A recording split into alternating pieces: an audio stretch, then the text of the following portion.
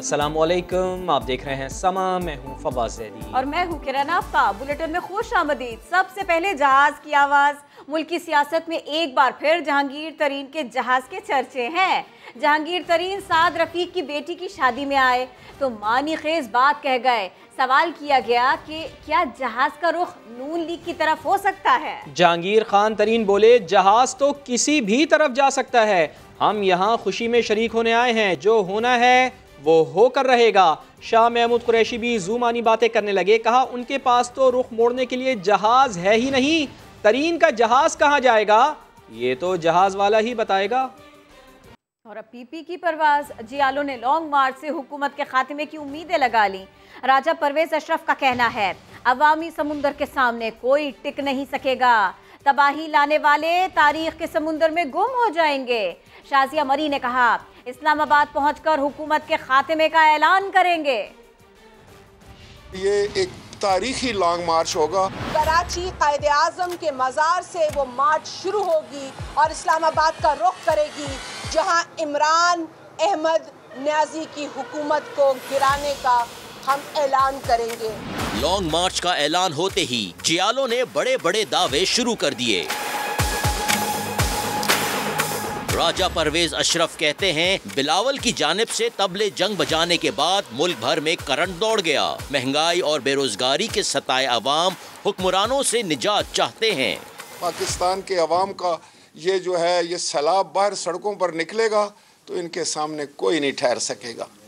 ये तबाही लाने वाले जो हैं ये तारीख में गुम हो जाएंगे और पाकिस्तान के अवाम की हुकूमत कायम होगी। पाकिस्तान पीपल्स पार्टी ने बड़ा जुर्रतमंदाना फैसला किया है, हम ज्यादा लंबा इंतजार नहीं कर सकते। शाजिया मरी ने कहा कि अवाम को मजीद जालिम हुकूमत के रहमो करम पर नहीं छोड़ सकते। तो अब अपने लोगों को ये कहता है कि मुझे ब्रांड नेम बना के बेचो। जिस इमरान अहमद न्याजी को ये ब्रांड बना के बेचना चाहते हैं ना, वो शख्स अब बिक नहीं सकेगा। आप जो भी नशा कर रहे हैं, खुदा के वास्ते वो नशा करना छोड़ दें। शाजिया मरी ने मजीद कहा कि फॉरेन फंडिंग केस ने इमरान खान का चेहरा बेनकाब कर दिया। इस्लामाबाद पहुंचकर मुस्तकबिल के लाहे अमल का ऐलान करेंगे। किसका साथ दें, किसको छोड़ें, मुस्लिम लीग नून में एक बार फिर मुतज़ाद बयानियों ने कन्फ्यूजन बढ़ा दी है। कल राना सनाउल्लाह ने बिलावल भुट्टो जरदारी का साथ देने का इशारा दिया। आज शाहिद खाकान अब्बासी ने मुकम्मल फुल स्टॉप लगा दिया। बोले, नून लीग तो मौलाना फजलुर रहमान के साथ ही जाएगी। लीगी कन्फ्यूजन का अहवाल जानिए इस रिपोर्ट में। 23 मार्च को महंगाई मार्च होगा। अपनी मार्च जो है 27 फरवरी को बाज़ार कायद से शुरू होगा। मंजिल 1, मार्च 2। लगता है नून लीग में नजरिए भी दो हैं। नून लीग किस मार्च के साथ होगी, बिलावल के या मौलाना के? कल राना सनाउल्लाह ने कहा, शहबाज शरीफ से पूछेंगे कि क्या मंजिल पर बिलावल के साथ चले। अगर वो पहले निकल रहे हैं और उसके बारे में वो लीडर अपनी से बात करते हैं और अगर मियां शहबाज शरीफ साहब ने उनकी बात को मुनासिब जाना तो इसमें पीएम शामिल हो सकती है। शाहिद खाकान तो कहते हैं कि नून लीग फजलुर रहमान के साथ ही जाएगी। ये अपनी मर्जी है। हम तो चाहते हैं कि इकट्ठी एक ऐसा एहतजाज हो कि अवाम जो बात कर रहे हैं उसकी भी अवाम से भी इज़हार हमदर्दी हो सके, इज़हार यकजहती भी अपोजिशन का हो सके। 23 मार्च की हमने डेट रखी है, तो इंशाल्लाह उसी पे लॉन्ग मार्च होगा। ओपोजिशन की सियासत आपस में उलझी पड़ी है। पीटीएम ने अपना मार्च का ऐलान करने से पहले पाकिस्तान पीपल्स पार्टी को इंगेज नहीं किया। मौलाना ने बिलावल को लिफ्ट ना कराई या बिलावल ने मौलाना से आंखें चुराई। नून लीग दरमियान में खड़ी है, किसके साथ जाए भाई? ये आपने बड़ा ही चुपता सवाल किया है। तो ये जो वक्त की चुभन है, ये जो कन्फ्यूजन है, नून लीग किसका साथ देगी, ये बात तो वक्त पर साफ हो जाएगी। फिलहाल हम जिक्र करेंगे वजीर खारिजा शाह महमूद कुरैशी का। उन्होंने बात साफ कर दी, ऑपोजिशन को साफ साफ बता दिया कि लॉन्ग मार्च करना चाहते हो तो कानून के दायरे में रहते हुए करो, हमें कोई मसला नहीं होगा। इलेक्शन तक इंतजार कीजिए, जमहूरी अमल का तकाजा है कि हुकूमत अपनी मुद्दत पूरी करे।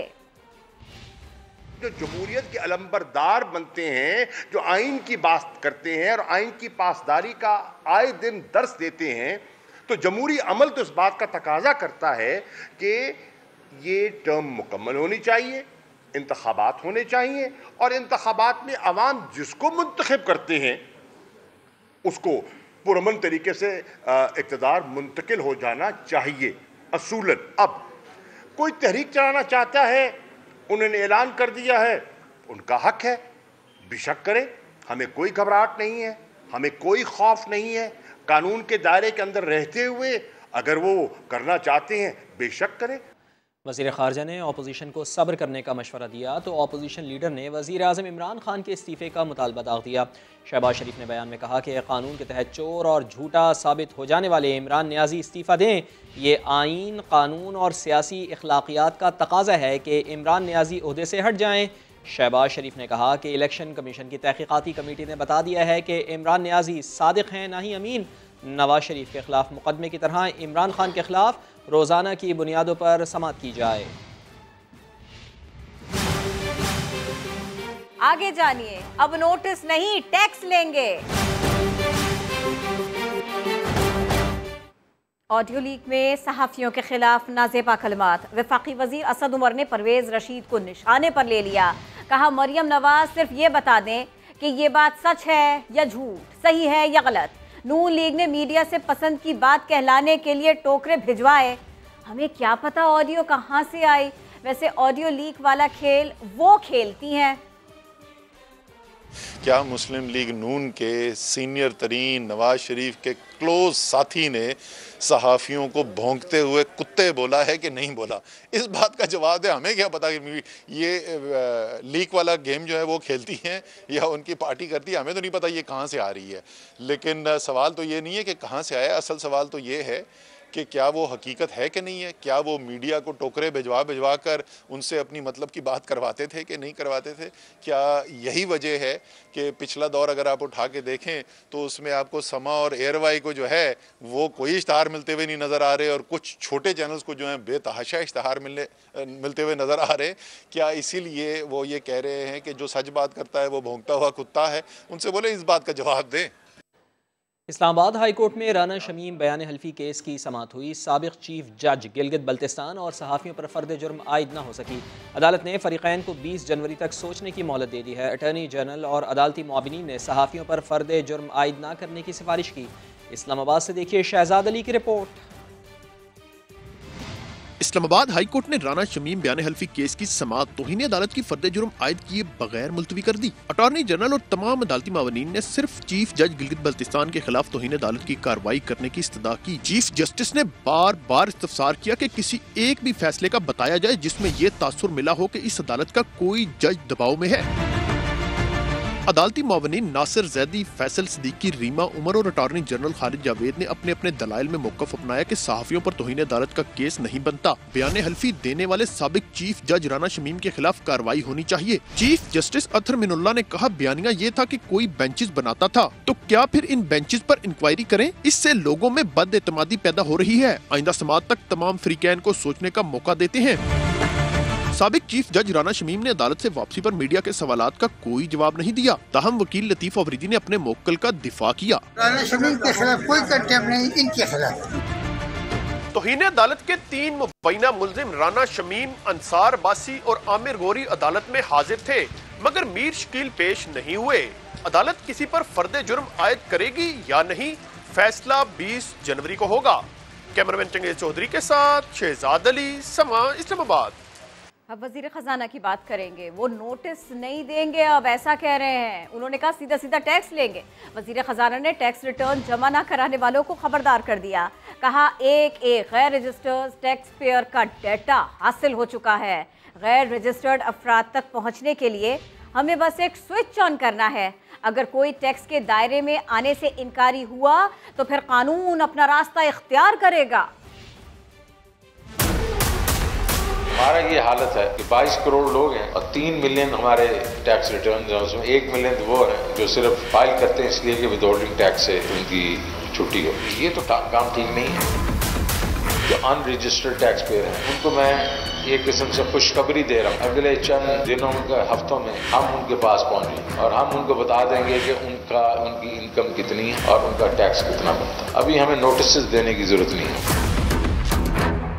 ना सिर्फ कि सबको इनकम टैक्स देना पड़ेगा, सबको सेल्स टैक्स भी देना पड़ेगा। और वो इसलिए देना पड़ेगा कि इस मुल्क की जरूरत है। इस मुल्क के 220 मिलियन अवाम जो है वो इस चीज के ऊपर बैठा हुआ है कि उनको घर की जरूरत है, उनको नौकरियों की जरूरत है। टैक्स तो आपको देना पड़ेगा। अगर आपके ख्याल में इसमें कोई गलती है तो पैनल ऑफ ऑडिटर्स हम उनको प्रोवाइड कर देंगे जो प्राइवेट सेक्टर से हैं। आप उनको कंसल्ट कर लें, बिकॉज मैंने जैसे वादा किया था हरासमेंट नहीं करेंगे। ये खुशखबरी इसलिए सुना रहा हूँ कि ये हम उन तक पहुँच चुके हैं और उसके बाद अगर फिर भी आप नहीं देंगे तो law will take its own course. सिर्फ ये है कि हमने वो स्विच को ऑन करना। हुकूमत ने टैक्स नादहिंदगान से वसूली करने की हिकमत अमली बना ली है। FBI हुकाम का कहना है कि 1.5 करोड़ टैक्स नादहिंदगान पर मरहलावार हाथ डाला जाएगा।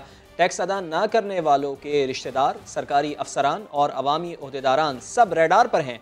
मजीद जानते हैं इस्लामाबाद से शकील अहमद की इस रिपोर्ट में।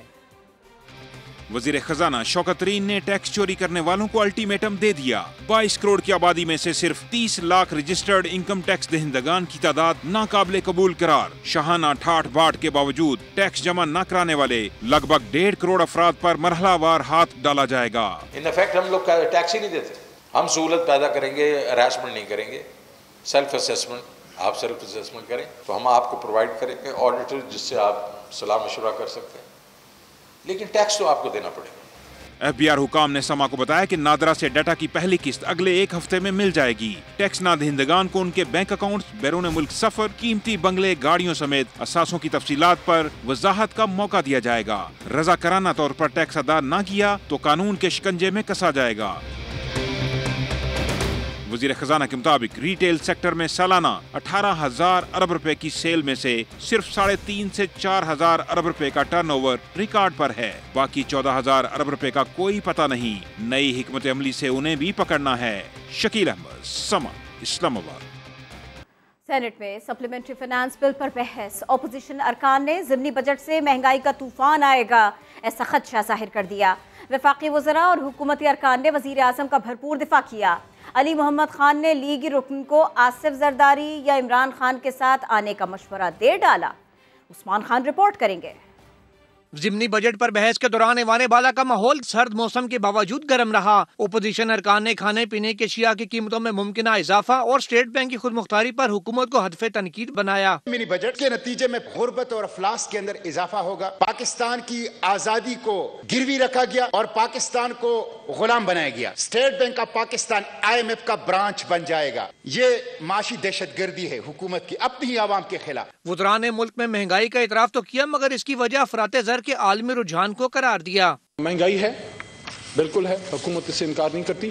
3-4 महीने के अंदर इंशाल्लाह जो आपका इन्फ्लेशन है उसमें बेहतरी आएगी। करप्शन के खिलाफ है, पीपल्स पार्टी के साथ बैठे हैं, नून के साथ। सर तशरीफ रखिए, बताएं के साथ आए। वज़ीर मनसूबाबंदी असद उमर ने आइंदा मरदमशुमारी के हवाले से तहरीरी जवाब में ऐवान को बताया कि 7वीं डिजिटल मरदमशुमारी और घर शुमारी पर काम का आगाज कर दिया है। एक पायलट मरदमशुमारी 15 मई से 15 जून 2022 के दरमियान होगी। मुकम्मल फील्ड ऑपरेशन 1 से 31 अगस्त 2022 तक मुनक्किद करवाया जाएगा। सेनेट का इजलास पीर की सपहर 3 बजे तक मुलतवी कर दिया गया।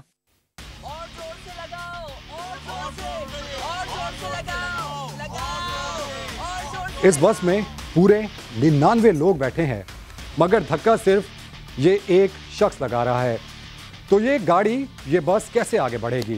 बिल्कुल यही हाल पाकिस्तान का है जहां सिर्फ 1% आबादी इनकम टैक्स देकर मईशत की गाड़ी को धक्का लगा रही है और 99% लोग ऐसे हैं जो इनकम टैक्स ही नहीं देते मगर इस बस के अंदर बैठे लोगों की तरह शोर मचाते हैं। यह है टैक्स का गैर मुनसिफाना निज़ाम जिसमें कोई टैक्स देता है तो कोई बिल्कुल नहीं देता। तनख्वाहदार को पैसे टैक्स काट कर मिलते हैं जबकि ज़राए आमदन पर इनकम टैक्स है ही नहीं। पाकिस्तान के मजमूई टैक्सों की बात करें तो इसकी शरह GDP का 10% बनती है जो दुनिया भर में इंतहाई कम है। रजिस्टर्ड टैक्स गुजारों में भी 70% अफराद गोशवारे जमा ही नहीं कराते। 80% टैक्सों की वसूली फ्यूल, बिलों और दीगर बिलवास्ता ज़राए से होती है जिससे गरीब पर भी उतना ही बोझ पड़ता है जितना अमीर पर। यही वजह है कि वज़ीर आज़म इमरान खान भी कह चुके हैं कि इतने कम लोग टैक्स देंगे तो मुल्क की मईशत चल नहीं सकती। पाकिस्तान नेवल फॉर्म्स और सेलिंग क्लब गैर कानूनी करार। Chief justice Islamabad high court Athar Minallah ने 45 सफ़हात पर मुश्तमिल तहरीरी फैसला जारी कर दिया है। अदालत ने CDA को पाकिस्तान नेवल फॉर्म्स की अराजी का कब्जा लेने रावल झील किनारे सेलिंग क्लब की इमारत 3 हफ्तों में गिराने का हुक्म दे दिया है। सेक्रेटरी काबीना डिवीजन को अदालती फैसले की नकल वज़ीर आज़म और काबीना के सामने रखने की हिदायत कर दी है। फैसले पर अमल दरामद के लिए कमीशन भी तश्कील दे दिया गया है। बल्दियाती कानून के मामले पर अमीर जमात इस्लामी कराची हाफिज नईमुर रहमान और मुर्तज़ा वहाब आमने सामने। मुर्तज़ा वहाब कहते हैं बल्दियाती कानून के खिलाफ एहतजाज इख्तियारात का नहीं मफादात का मसला है। हाफिज नईमुर रहमान ने जवाब दिया, बराबर दिया। कहा पीपल्स पार्टी धोखा न दे, ये कानून कराची पर कब्जा ही है।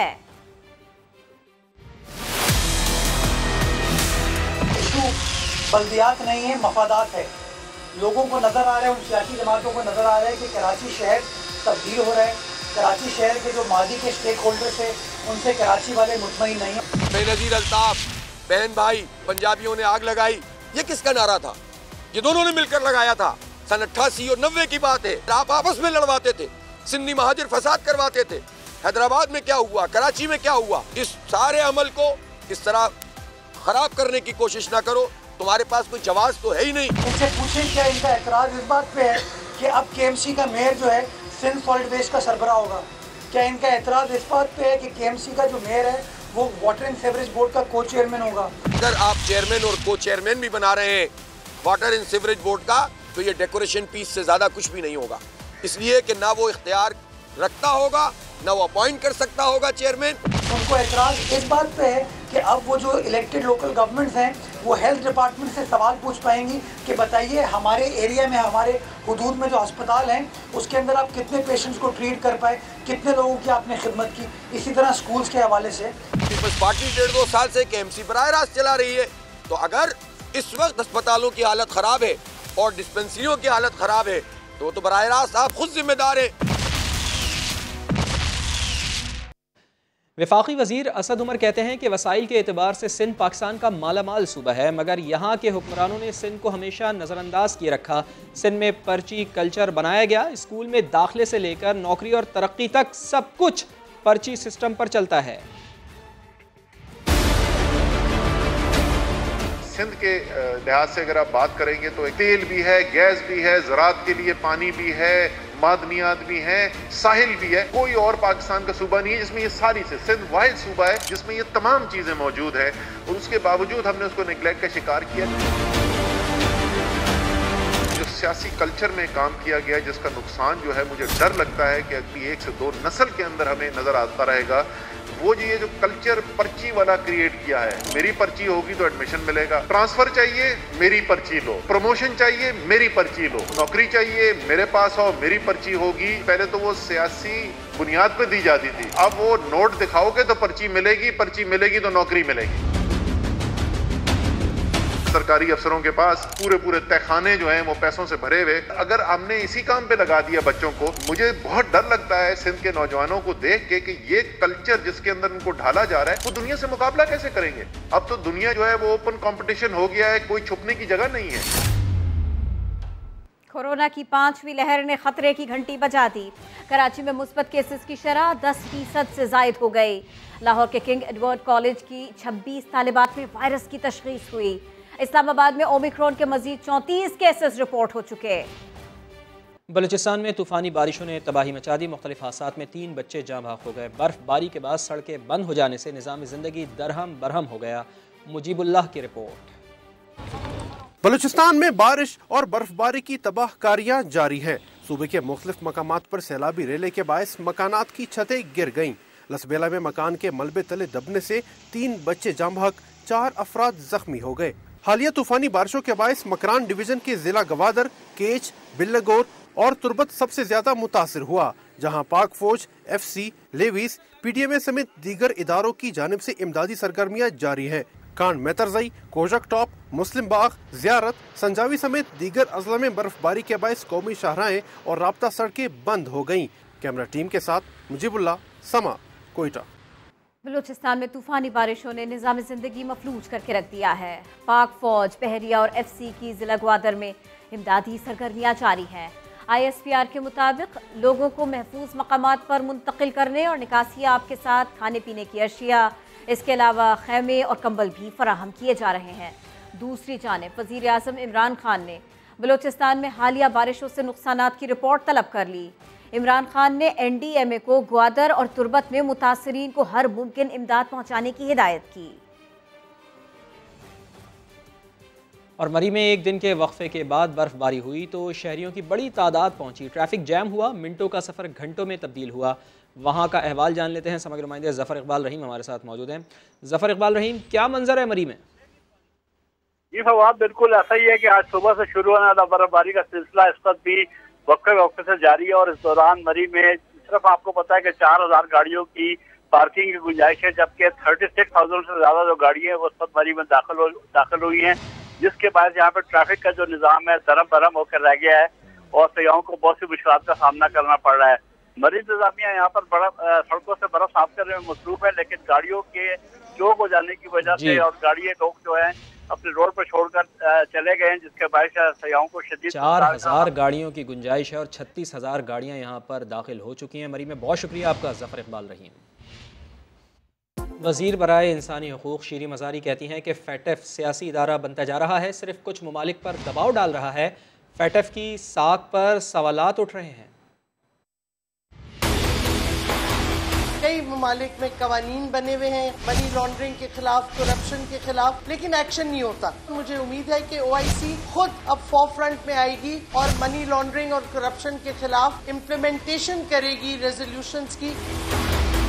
FATF का रोल भी रीअसेस करना चाहिए। FATF जो ओरिजिनली बना था इलीगल फाइनेंशियल फ्लोज और मनी लॉन्ड्रिंग के लिए, अब वो सिर्फ दहशतगर्दी, टेररिज्म के मनी लॉन्ड्रिंग के हवाले से फोकस करता है, लेकिन जो सेफ हेवन्स हैं मनी लॉन्ड्रिंग और करप्शन के दुनिया में, खासतौर पे डेवलप्ड कंट्रीज में, उन पे कोई एक्शन नहीं होता। और मैं समझती हूँ OIC को अब कॉल देनी चाहिए कि FATF को उधर भी फोकस करना चाहिए जिधर इन्वेस्टमेंट्स मनी लॉन्ड्रिंग और के पैसों की होती है। FATF को उन ममालिक पे एक्शन लेना चाहिए। FATF बिल्कुल एक फ्रॉम अ फाइनेंशियल टेक्निकल इदारा एक सियासी इदारा बनता जा रहा है, जिसकी क्रेडिबिलिटी पे सवालात उठते जाएंगे। वो एक महदूद से दायरे में कई ममालिक के ऊपर सिर्फ प्रेशर डाल रहे हैं।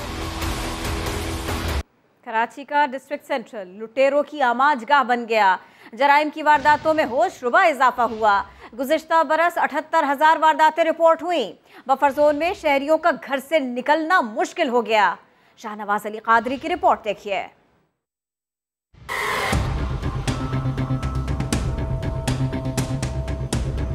स्ट्रीट क्राइम शहर की रगों में सरायत कर चुका है। शहर का कोई इलाका ऐसा नहीं है जहां लूटमार ना होती हो। गुज़िश्ता साल 78,000 शहरियों से लूटमार की वारदातें रिपोर्ट हुईं। कराची का सबसे बड़ा डिस्ट्रिक्ट सेंट्रल शहर का सबसे गैर महफूज जिला बन गया है। सबसे ज्यादा वारदातें तैमूरिया थाने की हदूद में बफर जोन के इलाके में हुईं। दुकानदार हों या राहगीर, सब खुद को गैर महफूज समझते हैं। मेरे साथ दो महीना पहले हुई थी तो हमारे नुकसान भी हुए थे। भाई यहाँ पे काफ़ी होता है भाई, यार कोई आता है कि भाई हमारा बैग उड़ाया, किसी ने भाई मोबाइल छीन लिया, भाई ये सारा करते होता है इन लोगों के साथ। सुबह के टाइम जैसे ही दुकान खोली वो आगे फिर अपना ले गए सामान, उनके पास सामान था, पैसे वैसे ले गए, जो भी कैश था। शहरी हैरान हैं कि इलाके में पुलिस की पेट्रोलिंग के बावजूद स्ट्रीट क्राइम्स की वारदातें क्यों कंट्रोल में नहीं आ रही। पेट्रोलिंग तो होती है मुसलसल, बाइकों पे भी और गाड़ियों पे भी, मगर वारदातों में कोई कमी नहीं है। पुलिस तो रोजाना आती रहती है, कुछ भी नहीं करती। उन्हीं के पीछे आ जाती है पुलिस, फिर भी कुछ भी नहीं करती। अदादोशुमार के मुताबिक गुज़िश्ता साल 23 थानों पर मुश्तमिल जिला वस्ती के तैमूरिया थाने की हदूद में मोबाइल फोन छीनने की 748 और गाड़ी चोरी की 83 वारदातें हुई। थाना ख्वाजा अजमेर नगरी की हदूद में 1381 मोटरसाइकिलें चोरी और छीनी गयी, जबकि नाजमाबाद से 7 गाड़ियां असलहे के जोर पर छीन ली गयी। कैमरामैन अली मुशर्रफ के साथ शाहनवाज अली कादरी, समा, कराची। अमीर जमात इस्लामी सिराजुल हक इस वक्त धरने से खिताब कर रहे हैं। पीपल्स पार्टी की हुकूमत है।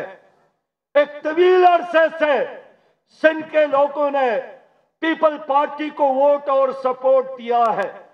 एक तवील अरसे से सिंध के लोगों ने इनको मरकज में भी और सूबे में हुकूमत से नवाजा है। लेकिन मैं पूछना चाहता हूं, आपके पड़ोस में पंजाब है। सियालकोट ने गुज़श्ता 20 सालों में ऐसी तरक्की की कि सियालकोट के शहर के ताजरों ने अपना एयरपोर्ट बनाया अपने इमदाद आपके तहत। गुजरांवाला ने तरक्की की, शेखपुरा ने तरक्की की, गुजरात ने तरक्की की, फैसलाबाद ने तरक्की की। तो पीपल्स पार्टी वालों, आपकी सहन में, आपके शहर, आपके सिंध और आपके सूबे में आपके शिकारपुर ने क्यों तरक्की नहीं की? हैदराबाद ने क्यों तरक्की नहीं की? सक्कर, लाड़काना, जामशोरो, मीरपुर खास, इन्होंने तो कोई तरक्की नहीं की, कोई नाम तक नहीं जानता है। सिराजुल हक धरने के शुरका से खिताब कर रहे हैं। आगे बढ़ें, तांदियावाला से खबर दें, जहां मुरीद 7 माह कबल इंतकाल कर जाने वाले पीर की लाश कब्र से निकाल कर साथ ले गए। मुल्जिमान मरहूम पीर बहादुर शाह की तदफीन ओकाड़ा में करना चाहते थे।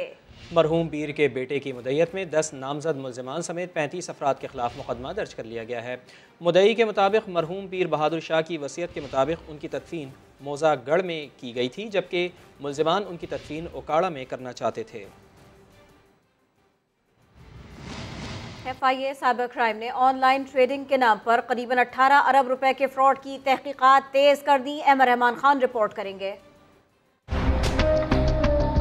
पाकिस्तान का पहला डिजिटल फ्रॉड 20 दिसंबर 2021 को उस वक्त मंजर आम पर आया था जब तकरीबन 55,000 पाकिस्तानी कम वक्त में ज्यादा पैसा कमाने के लालच में 18 अरब रुपए गंवा बैठे थे।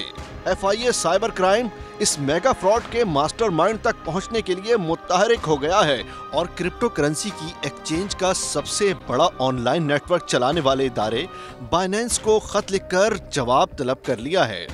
FIA ने बाइनेंस से पूछा है कि ऑनलाइन रकम कैसे बाइनेंस से HFC और HT Fox में मुंतकिल होती थी और बाइनेंस से HFC ऐप में कितनी रकम मुंतकिल हुई, जबकि खुद को पाकिस्तान में बाइनेंस का जनरल मैनेजर कहने वाले हमजा खान को भी 12 जनवरी को तलब कर लिया गया है। FIA साइबर क्राइम की इब्तिदाई तहकीकात के मुताबिक इस फ्रॉड में HFC और HT Fox समेत 11 मोबाइल एप्लीकेशंस मुलव्विस हैं। एक एप्लीकेशन के औसतन 5,000 कस्टमर्स थे। इनमें से सिर्फ HFC ने 30,000 ऑनलाइन कस्टमर्स बना रखे थे।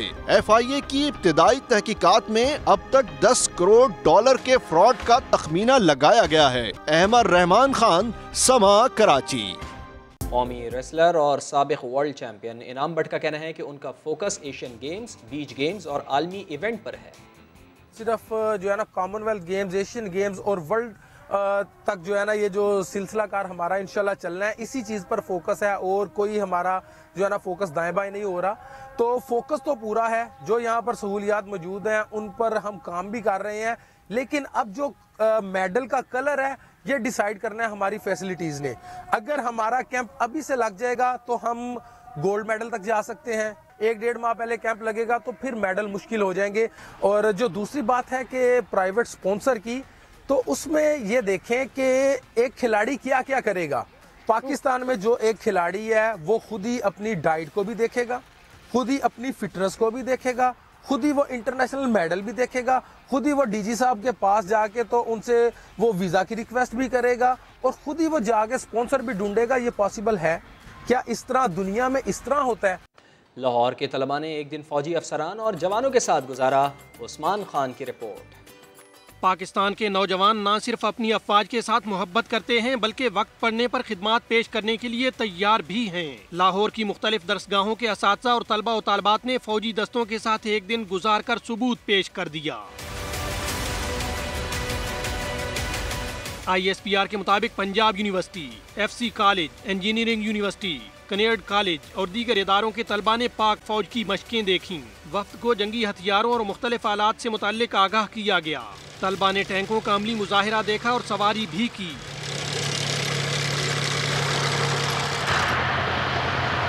Core commander Lahore lieutenant general Abdul Aziz ने असातिज़ा और तलबा के जोशो जज्बे और हुब्बुल वतनी को सराहा। और इसी के साथ ही वक्त हो गया ब्रेक का, जिसके बाद दोबारा हाजिर होंगे हेडलाइंस के साथ। देखते रहिए समा।